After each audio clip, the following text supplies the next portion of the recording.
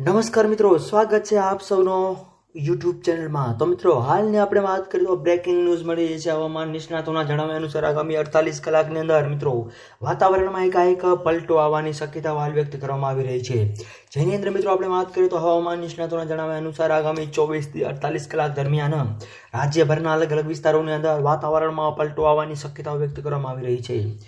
અને જેનું એકમાત્ર કારણ કહી શકાય મિત્રો પશ્ચિમી વિક્ષોભના પ્રવેશના કારણે વાતાવરણ વાદળછાયું બનવાની શક્યતાઓ હાલ વ્યક્ત કરવામાં આવી રહી છે। તેમજ મિત્રો બીજી બાજુ સૌરાષ્ટ્ર કચ્છના અલગ અલગ વિસ્તારોની અંદર રાજ્યભરની અંદર મિત્રો હવામાન નિષ્ણાતોના જણાવ્યા અનુસાર કમોસમી વરસાદની હાલ આગાહી વ્યક્ત કરવામાં આવી રહી છે।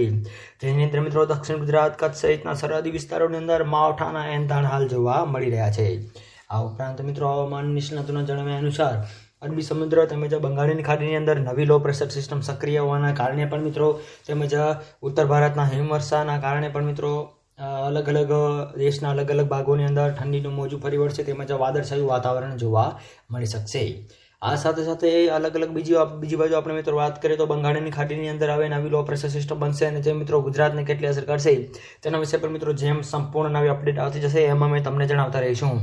આ સાથે સાથે હવામાન નિષ્ણાતોને જણાવ્યા અનુસાર વૈશ્વિક સ્તરે હવામાનમાં પણ બદલાવાની શક્યતા વ્યક્ત કરવામાં આવી રહી છે તેમજ પેસિફિક તેમજ પૂર્વ પશ્ચિમ મહાસાગરોની અંદર અમુક અંશે સાયક્લોન સર્જાઈ શકે એવું હાલ અનુમાન લગાવવામાં આવ્યું છે। મિત્રો હવામાનની અંદર ફેરફારના અવકાશ છે એટલે કે જેમ નવી સમગ્ર અપડેટ આવતી જશે એમાં અમે તમને જણાવતા રહીશું, તો જોડાયા તો અમારી ચેનલ સાથે।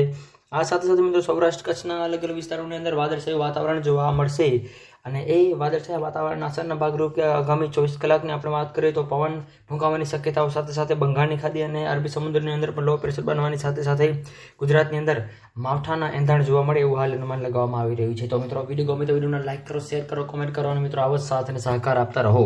તો મિત્રો આપ સૌનો ખૂબ ખૂબ આભાર।